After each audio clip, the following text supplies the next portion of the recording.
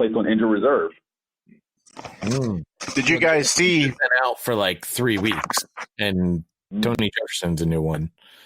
Did you guys see Justin Tucker's game-winning kick in that game? It kind of looked like he was going wide right, and it just kind of cut right back in and cleared it by about 3 inches. And the guy was just standing there like smoking a cigar, thinking, yeah, no problem. I'd love that guy in my team. I think everybody would like to have Justin Tucker as the kicker on their team because kicker problems. I'm surprised they didn't have a stat on kicker issues at the beginning of the show. Neither one of these kickers should prove detrimental to their squad either way in this game. So, yeah, no kicker notes for this one. Maybe later on down the line. Did you go through the Bengals injuries as well? No, but other Ravens showing up on the injury report. Receiver Marquise Brown and tight end Mark Andrews, both limited in practice this week. They are questionable, for the Cincinnati Bengals. We have linebacker Nick Vigil, who's questionable. Safety Sean Williams is nursing a thigh injury. Receiver Alex Erickson is in a concussion protocol. Tackle Cordy Glenn. Defensive end Kerry Wynn. A.J. Green is still out. He won't practice this week for the Baltimore game, so look for next week. Darquez Denard, cornerback, is also out for this game as well. Do you think if A.J. Green was traded to another team, all of a sudden he'd be 100% fit? I almost spit out my Kool-Aid as you asked that question. Oh, gosh. Yes, I do.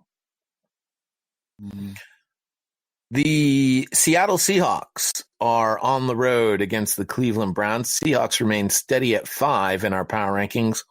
Browns fall to 19th. The Seahawks are favored by 1.5 points in this particular game. Now, Russell Wilson currently leads the NFL with a 126.3 passer rating this season, has a passer rating of 100 or higher in each of Seattle's first 5 games of the season.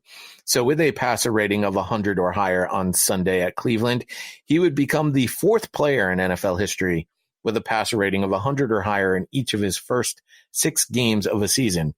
Carson Palmer with Cincinnati did it in 2005. He did it for 6 straight.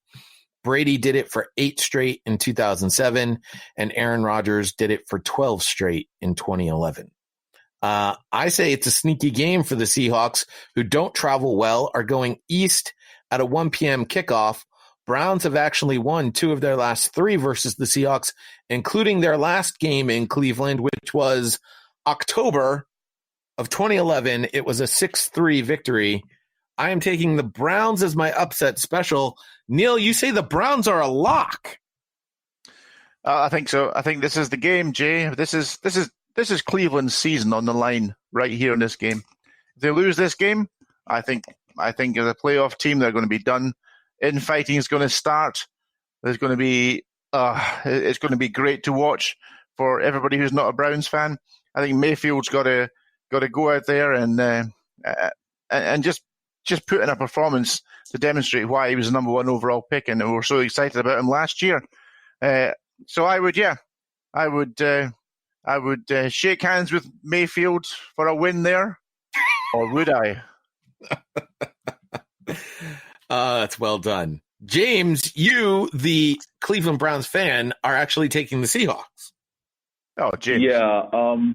If you remember about 8-10 years ago, some backup quarterback from my squad got on the podium and said something like, "This is a dream team, and, with all the talent we have here in Philadelphia." I don't know if you guys remember that guy or whatever who said that nonsense. But I'm looking at Cleveland, and I see the same thing playing out, because that year we pretty much sputtered through a 7-9 season, and Cleveland is on the verge of doing the same thing. They have all this talent, and it's not meshing on the field on either side of the ball. And this past Monday night, they didn't even have to worry about Jimmy Garoppolo throwing the ball, because I don't think he threw it more than 15 times because the backfield was too busy ramming it down their throats. Something the Seahawks do well is run the ball. So if Cleveland can't stop anybody from running, no one needs to really throw against them. Steve, what do you think?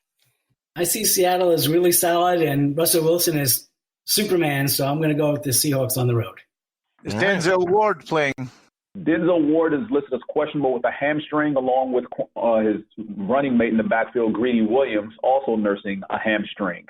For the Seahawks, DJ Fluker, also with a hamstring, is questionable, along with Brandon Jackson and Dwayne Brown, offensive tackle. So this is going to be an interesting one. I think they missed Denzel Ward an awful lot. He's a really good player. The Houston Texans are at the Kansas City Chiefs. This would be a wonderful game of the week. The Chiefs are second in our power rankings. The Texans ninth. Chiefs are favored by 4.5 in this game. It is the first of what should be many to come of Deshaun Watson and Patrick Mahomes. Entering week 6, Mahomes leads the NFL in passing yards with 1,831. Watson ranks second in the league in passer rating, 115.9. The pair are tied for second in the league with touchdown passes. They both have 11. While the Colts may have provided a blueprint on how to beat the Chiefs, I don't think there's more of a blueprint on how to beat the Houston Texans. Did I write that properly? No, I didn't. I think there's more of a blueprint on how to beat the Houston Texans than there is on how to beat the Chiefs. I'm reluctantly taking the Chiefs. Steve, I'm assuming you are also taking your favorite team. I am taking my favorite team, but I have a little reluctance too. And what's your reluctance? The defense is a bit, well, basically the shaky defense and last week's performance. Neil, Steve, you think their shaky performance will lead to a Texans victory? I do, and I'd like to ask Steve. He might know better, being a Chiefs fan, but what is the status with Mahomes? Because my pick of the Texans is almost purely and simply down to the fact that when Mahomes picked up that ankle injury during the Colts game, he was a different player, and that was a different offense, and not in a good way. Yeah, and I don't know for sure. I mean, the reports are that it's sort of minor, and he should be good to go on Sunday, but that could just be coach speak. Jay, he's not showing up on the injury report. Jay, I've got to say, how nice it is to have a sort of sane-sounding, normal sort of Chiefs fan. You know, we're used to this. I kind of thought all Chiefs fans were just like mad, crazy, and you kind of tune out after 5 minutes. But I realize now that I think it's just Nick. Oh, gosh. James, you said Mahomes is not on the injury report? No, he's not. He is inexplicably missing from the report. Sammy Watkins shows up with a hamstring. Tyreek Hill is practicing in a limited capacity.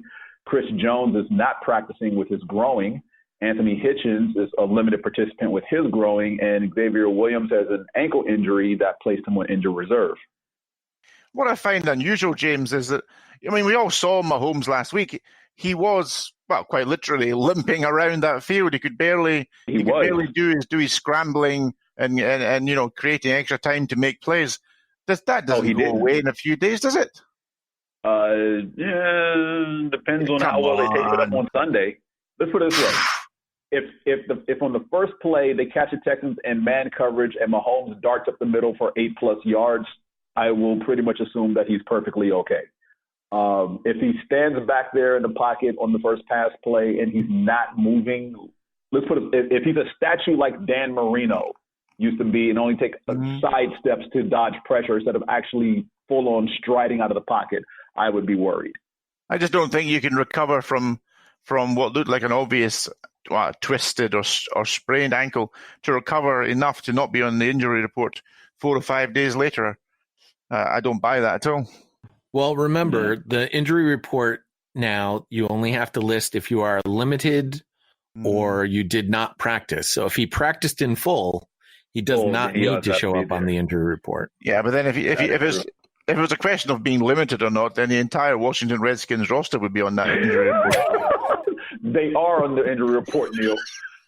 Before we move on, the Houston Texans have Kenny Stills listed as questionable with a hamstring and an ankle. Ira Savage Lewis, defensive end, was placed on injured reserve today. All right. I see why you couched the before we moved on, because the next game on our list is the toilet bowl. It is the 0-5 Washington Redskins versus the 0-4 Miami Dolphins. The Dolphins have not budged from number 32. I will say this is the first time it was not unanimous in the power rankings. The Dolphins actually ranked higher for a couple of people this week. Not much higher, only to like 30. The Redskins stay steady at 31. They're favored at 3.5 points. I have written here, you're going to tell me that the team that just fired their head coach, hasn't won a game all season, and is facing a team off a bye week is the favorite? I perhaps should make this my upset special because I think the terrible Dolphins are going to screw up their tanking for Tua. I'm taking the Dolphins with a victory here. Neil is as well. James is going with the Redskins, probably the sanest of the two of us. But Steve, you could tell us who's more sane. Which of these crappy teams is going to come away with their first victory of the year? I thought it was the Washington Pros. I think the Dolphins are more deeply committed to getting Tua. This is an interesting one because even a tie would suck for both teams. So they can't tie.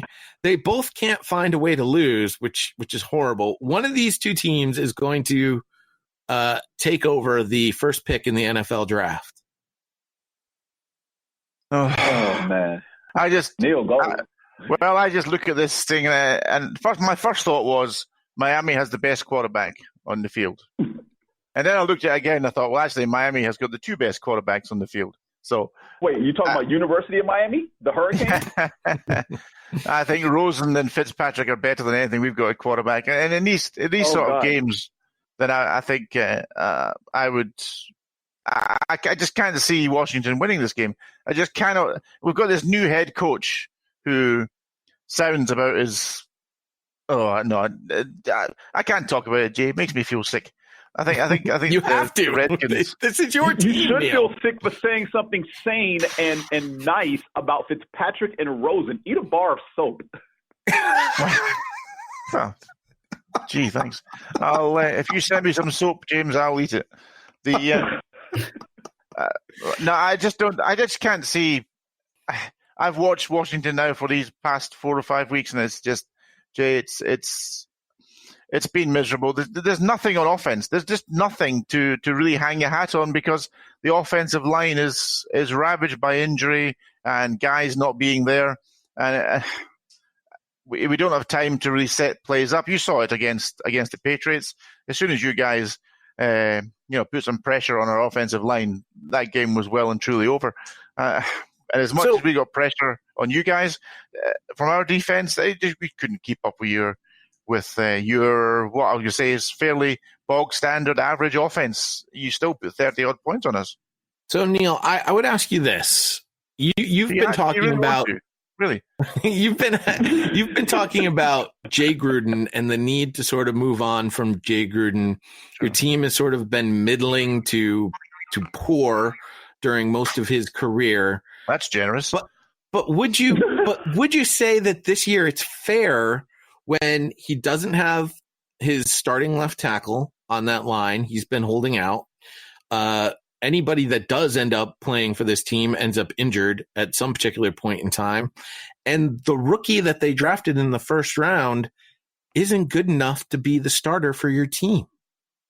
Well, I think on your last point, no, that's I would leave Haskins out with this. I think we're not far removed from Steve's team drafting a quarterback. I think pick 12, maybe something like that. Maybe a pick or two ahead of Washington's pick there, and he didn't play his first full season either, and he was behind Alex Smith. So you could, I would leave that to one side. I don't think that's got anything really to do with it in terms of not being good enough. I think that's the right decision not to play him, give him that year. And remember, Jay, that used to be how the NFL worked. And for guys like Aaron Rodgers and Patrick Mahomes, it worked really well for them. So let's give Haskins and the team the benefit of the doubt there. There is lots of blame to go around, and up till the start of this season, I think Gruden probably had the least amount of that blame. We all know that our owner, Mr. Snyder, and our general manager, or whatever he is, Alan Bruce, he's they're the guys who carry the most of the blame for the long-standing issues in